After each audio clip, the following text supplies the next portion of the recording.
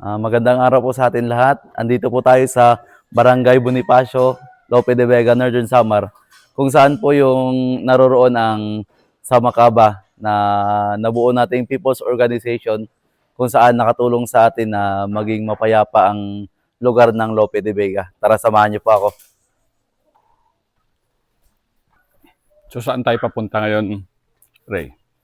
Dito po tayo sa kung saan gumagawa ng mga taro chips, ng mga peanut butter, mga turmeric, at kung ano-ano pang mga produkto ng Samakaba. Bali, ito po ang pinaka opisina nila at saka factory nila. Tara, pasok po tayo. Ano yung products nila? Ito po yung mga primary products po nila, itong taro chips, papaya pickles o yung atsara, saka ginger and turmeric instant powder. Tara po, pasok po Ayan tayo. naman natin yung contact details para Pwede din po kayo umorder sa kanila. Mayroon din silang Facebook page ng Samakaba or Samahan ng Kababaihan sa Barangay.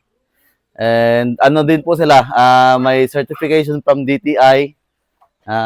Tumutulong din po sa kanila yung DTI sa mga kinakailangan nila kagaya ng packaging, mga machinery nila. Dito po tayo. Vice President ka? Board director. And andito po yung Hello. pinakamagandang board of director ng Samakaba. Sir, pakilala ka sir para.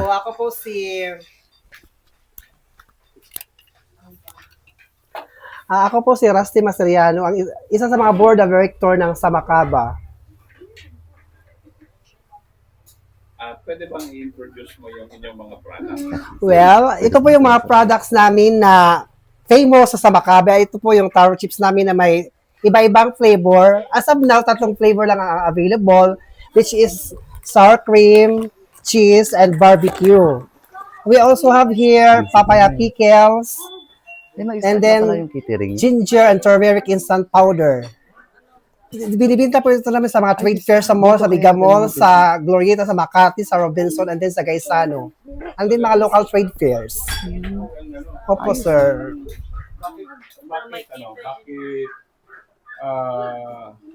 Ano yung pinagmamalaki na quality ng inyong product? This one, sir, the chips, the Oo. taro chips, which is very famous. Talaga? Opo, sir. Hindi ba common dito sa Samar ang taro chips? O Common, sir, pero yung taro chips ng Samakaba ang hinahanap-hanap, even in the trade fairs. Samakaba taro chips ang hinahanap-hanap doon sa Mega Mall. pakikwento mo nga, ano si Samakaba? Well, ang Samakaba ay samahan ng kababaihan sa barangay before. Nag-umpisa sa 2005, na-register sa Dole the following year, 2006. Nagsimula ang Samakaba sa pamamagitan ng pangungulekta ng mga basura sa bahay-bahay, yung mga basura na na-recycled, and then binibinta namin. Doon nagsimula yung income generating projects ng Samakaba. Nung panahon na yun, mayroon ano pa itong barangay namin sa mga NPA. Ikwento mo nga yung ano ba yung background ng barangay nyo. May NPA dito dati? Dati, Ah. way back, siguro hindi ko pa, basta masyado pa akong bata noon, hindi pa ako, tawag dito, hindi ko pa masyadong alam, kasi bata pa ako noon, nakwento lang. And then, Tapos, nalaman ko na unti-unti siyang nawala nung high school na ako. Hanggang ngayon, wala na siya. so mapayapa na Opo, mapayapa ang na. Samakaba. Opo. Even the community, the Barangay Bonifacio, peaceful na kasi wala nang insurgency. Ano effect ba ng walang insurgency dito sa pagbebenta nyo ng ano? Kasi dati, di ba, pag may mga NPA, siyempre yung mga farmers takot pumunta sa bukid para kumuha ng mga raw materials Raw na materials ginagamit nyo. namin ng paggawa ng taro chips. So yun, nung mawala na, mas naayos yung mga farmers, mas maraming nagbibenta ng mga raw mats sa amin. Hindi na sila ano ba yung mga natatakot raw mats? Ano ba yung raw mats nyo? Pwedeng pakita ng raw mats dyan, pahingi ng butig. Pahingi ng isang butig. Taro po is a root crop, sir. Gabi, a variety of gabi. Na puti? White taro. You can test, sir, our taro. Oh, this one. This is the raw materials of our taro chips. The gabi. White gabi. Ito po yung mga binibinta ng mga local farmers sa amin na kami naman ang nakakatulong sa kanila sa pamamagitan ng pagbibinta ng mga gabi nila sa amin. Kasi dati gumawa lang kami ng 5 kilos dati, pero ngayon sako-sako na ginagawa namin. Dahil maganda yung quality nyo and may supply na kayo from the farmer. And then may ano lang kami, may mga institutional buyers na mga pasalubong center, like sa Baluartico sa Allen, sa airport sa Tacloban, tapos sa mga pasalubong center sa Calbayog, even in Davao, we have resellers there. Galing naman. And anong support ng 43rd? Anong support ng 43rd sa inyo? Paano kayo nagtutulungan ng 43rd? Kami naman is kumukonekta kami sa mga line agencies kung saan sila yung mismong tumutulong sa kanila.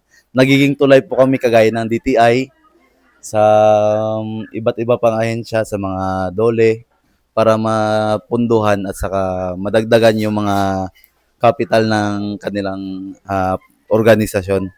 Saka sa mga awarding, nare-recommend din po natin sila sa mga national award kagaya ng mga ito po sa Task Force Balikloob, naging awardee po. Best People's Organization of the Year sila way back 2025 sa Camp Aguinaldo sa Quezon City po.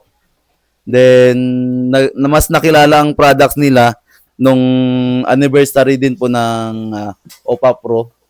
Andon po si Yusik Anyo sa pag-award sa kanila as Best POs din, saka sa trade fair, yung pang-3 araw nila na dala na taro chips is naubos lang ng 1 araw. Which is ganun kalakas yung taro chips nila, sir. Bali, doon nagkaroon sila, nagka-contact sila sa mga direct na mga head ng mga DTI o PAPRO kung saan yung makakatulong sa kanila. And yung kasi hindi naman former rebels ang members nyo, di ba? Hindi po. Pero ang natutulungan nyo, yung mga nagiging biktima ng rebelde na farmers. Sir. Yes, sir. Yun ang difference nyo pala. Kasi siyempre dati takot sila pumunta sa sakahan kasi nga may mga rebels. Unlike ngayon nga wala na. So, karamihan sa mga farmers ngayon nagsasaka na talaga, nagtatanim na ng mga raw materials, like taro na kami nang bumibili.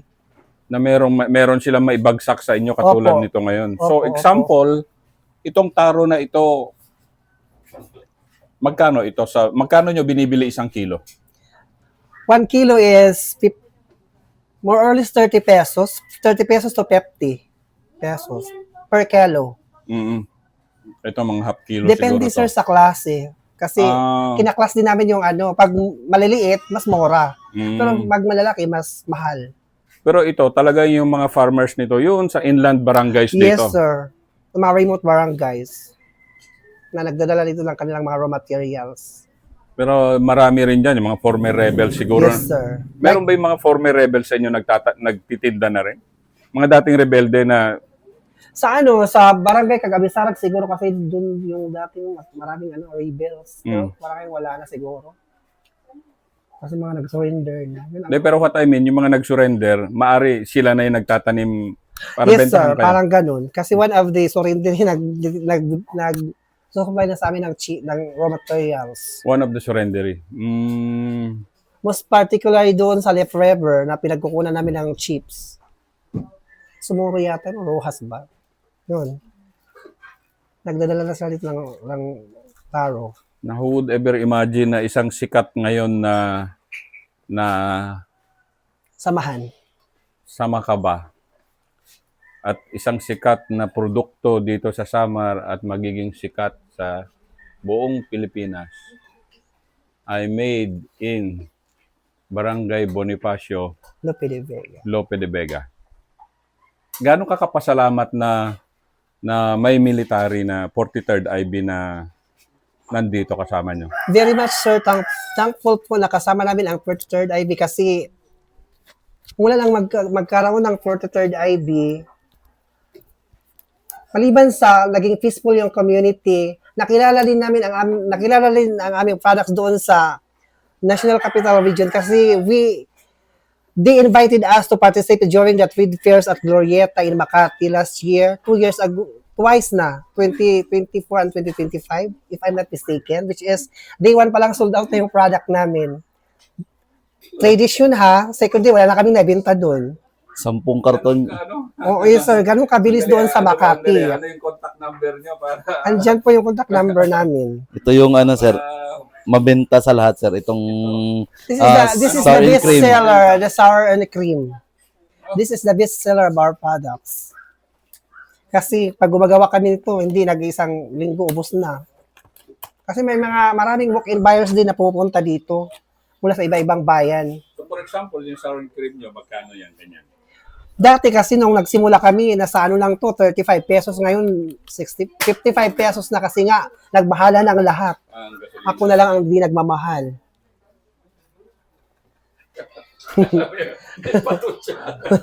At ano din pala, sir, may dagdag.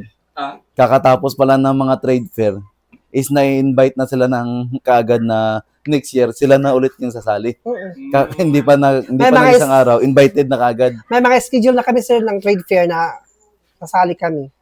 Naka-schedule na. Like ngayon sa Mayo sa Tacloban, Robinson, tapos sa Manila, Tacloban ulit Gaisano, and then sa Megamall sa October. Pero hindi na Invited kayo na kami. ma-reach Every year na yun sir. Last year, sir, sa Glorieta po Oo. sila, sir. Paano niyo maprotektahan na hindi kopyahin tong inyong Ano barbecue sir, I flavor? propel in intellectual property of the Philippines. Hindi makokopya yung product namin sa pamamagitan ng iPropel. Intellectual property of the Philippines which is connected to DTI. Mm. Yun sir. Hindi talaga yun nakokopya. Pagsalitain ko nga ang aking Yes, sir. so, Trish. Mabilis ba ako Bilang magsalita? isang young officer na fresh PMA graduate, Wow. Yes, sir. gaano ka-proud na ito yung isang trabaho mo ngayon? Actually, sir, pagkarinig ko lang po sa Makaba and then nakwento po siya sa akin ng mga kasama ko po sa S7, sir, is na-amaze po talaga ako, sir. And then, parang touching po talaga siya sa lives, lalo na po dito nakikita ko yung community na ganito na nagsimula dati, yung history ng lugar nila. And then ngayon, kung ano na sila. And then, sa mga simpleng ganito, sir, kung iisipin ng tao, snacks lang nila yan. Pero ito yung ikinabubuhay ng mga members ng Samakaba, hindi lang din yung members, pati yung mga ano sir, yung sa mga nagpo-provide ng raw mats, yung mga farmer natin sir, na may nabibentahan sila ng mga crops nila sir. So, yun sir is parang sa simpleng ganito ay nasusustain natin yung livelihood ng community sir. Samahan ng kababaihan sa Barangay Bonifacio. May Facebook kayo, Opo sir. Sa Makaba. sa Makaba. Sa Makaba Community Organization. So, sa sobrang bestseller niya, palaging ubus-ubus yung inyong product. Yes sir. Ano siya, para siyang Pringles, gano'n? Yes sir. Konti na lang sir. Pwede, Konti na lang. pwede Lasa na magbukas siya. ng isa. Pwede magbukas ka nga ng isa. Patry sila sir. Ito na lang. Ayaw na bigat din na sir. Alay. Si Trish yung kakain. This is Actually, our- sir, ito sir, pag meron sa office, ako talaga yung unang taga-bukas. Ganun ba? This one. Yes, sir. Masarap talaga kasi I'm fan of potato chips and konti na lang talaga, sir, kalasa niya na ang, ano, sir. Hindi kasi ang potato chip. Ligat wala lang may napalit. Potato chip. Yes, sir. Pero ito, sir, like, yung feeling, sir, na kumakain ng chips is, Patikim. yes, sir. Ayan yung binibigay namin momento sa kapatid. And then, true din, sir, pag may mga bisita kami sa batalyon, na kumukuha kami dito sa Makaba, sir, para din ma-advertise natin yung product ng POs natin, sir. Okay nga. Yes, Ano sir. siya? Crispy. Flavorful, sir. Thin. Kasi minsan, ang comment ko kasi so minsan yung mga banana chips, ang Tigas. titigas. Makapal kasi yun. Ano no? Makapal yung ka-slice. Oo. Tapos, makapal yung ano, tapos ito fine, Very thin. very thin siya, na para kang kumakain ng Pringles, pero made in Lope de Vega. Yes, sir.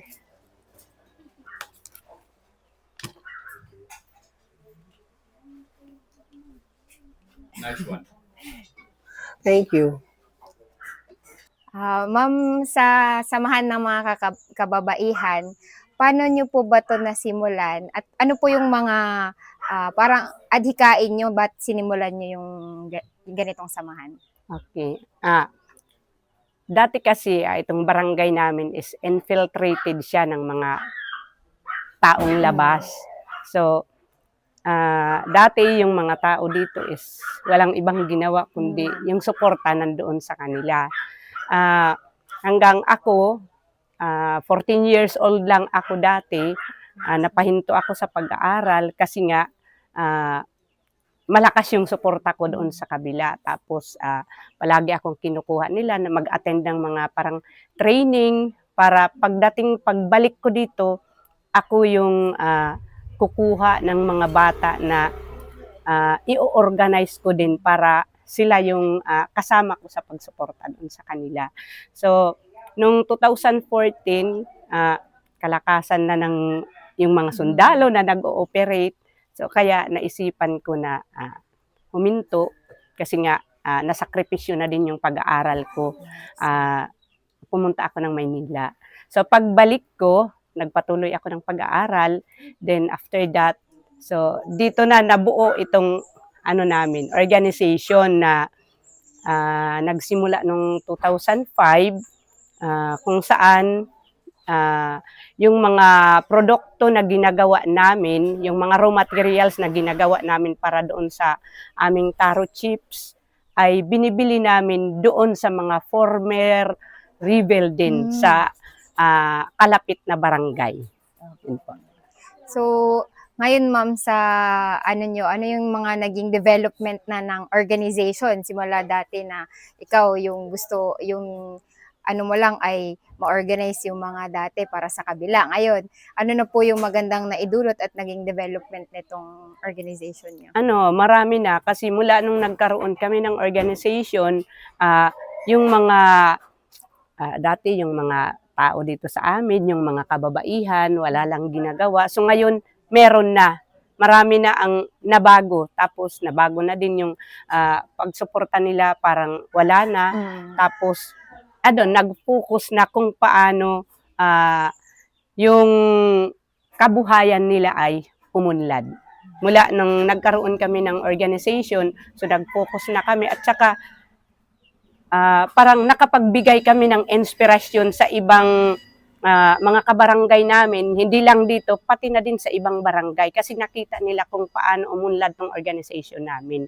Kaya nagkaroon ng maraming mga organization dito sa Lopi. Doon naman po sa part ma'am na yung sa mga, kasi hindi kayo yung mismong nagpa-farm ng mga raw materials niya, doon po sa mga nagpo-provide ng raw materials, yung pinagkukuhanan niyo, ano po yung mga naitulong natin sa kanila? So, ayun, sila yung nagtatanim ng mga raw materials, tapos kami naman yung bumibili para yung mga organization namin, may parang yung one barangay, one product. So, sila yung nagtatanim, kami yung bumibili para hindi sayang yung mga tanim nila. Na yun kasi yung dati kasi, yan yung na-experiensyahan ko na kaya yung mga magsasaka pumapanig sa kabilang organization kasi nga yung produkto nila is nasasayang lang, walang gobyerno na kumukuha sa kanila. Kaya yun yung mga naging rason kaya maraming mga tao na pumunta sa kabila. Gaano ka-fulfilled, madam, ngayon na nagagawa mo ito? 100%. Nakafocus kasi kami. Sayang kasi yung pagkakataon, hindi na to babalik. Kaya kahit hindi man ako nakatulong sa kanila, pero yung yung halimbawa nasa training ako, yung isip ko nandito pa rin sa kanila, nagko-command kung ano yung dapat gawin nila para makatulong sa mga member namin. Yun po, sa nakikita naman natin na parang nagsimula siya dati na pagsuporta sa kabila kasi ganun yung pananaw ng ibang tao. Ngayon, sumusuporta pa rin kayo, pero dun po tayo sa tama. Yun po Opo, nangyayari yung mga- ngayon. Yung lalo na doon sa mga foreigner rebel, sila na yung focus namin para hindi na sila bumalik doon. Yung magkaroon ng mas magandang buhay na hindi katulad ng dati na yung hinahangad na magandang buhay, wala naman na katunguhan. Tama po, yun po. Maraming salamat. Maraming salamat po. Okay. Thank you po.